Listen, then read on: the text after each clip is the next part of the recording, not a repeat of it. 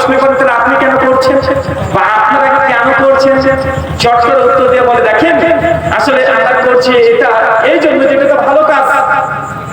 আপনি প্রশ্ন করেন যে কোরআন হাদিসে না থাকলে ইবাদতটাকে বিদআত বলা হয়, উনি বলবেন যে জি ভাই আমরাও জানি যে আমল কোরআন হাদিসে না, এটা বিদআত, এটা আমরাও জানি, তো তারপরেও কেন করছেন? চট করে উত্তর দিয়ে আপনাকে শুনিয়ে দিলে দু কথা, দেখেন ভাইজান আসলে বিদআত আমরা বুঝতে পারছি, কিন্তু সব বিদআত তো খারাপ নয়। বিদআত তো দুই ভাগে ভাগ, একটা বিদআতে হাসানা মানে ভালো বিদআত, আর একটা বিদআতে সাইয়্যা খারাপ বিদআত।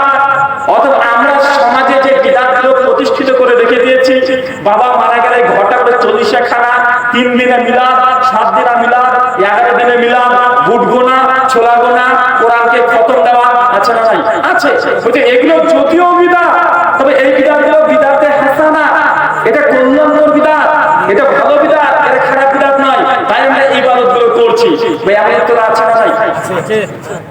তাহলে আমরা সারা দিন ধরে যত বিদআত করে চিৎকার মারি, তাদের মনের পরিবর্তন করতে পারবেন না। যখনই আমাদের আলোচনা হয় যে আমরা বলছি এটা বিদআত, তাদের মাথায় আগে থেকে রেডি আছে যে হ্যাঁ আহলে হাদিসরা কোন জিনিসকে বিদআত বললে এটা প্রত্যাখ্যান করা যাবে না। কেন? কারণ বিদআতের মধ্যে দুটো ভাগ আছে, আগে এটা বুঝতে হবে বিদআতে হাসানা সাইয়্যা। যদি হাসানা হয় তাহলে করা যাবে, সাইয়্যা হলে করা যাবে না।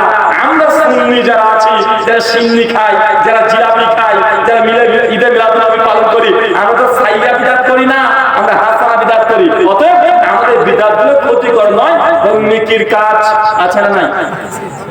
যেমন চিৎকার যদি আমরা মারি যতই, কোরআন হাদিস থেকে ভয়ঙ্কর ভয়ঙ্কর হাদিসগুলো শোনাই যে কুল্লু বিদআতিন দালালা, প্রত্যেক বিদআত হচ্ছে ভ্রষ্টতা, ও শোনার পরে এই যে মাথাতে সাইকোলজিতে ঢুকে আছে যে আমাদের বিদআতটা ভ্রষ্টতা নয়, আমাদের তো কল্যাণকর বিদআত।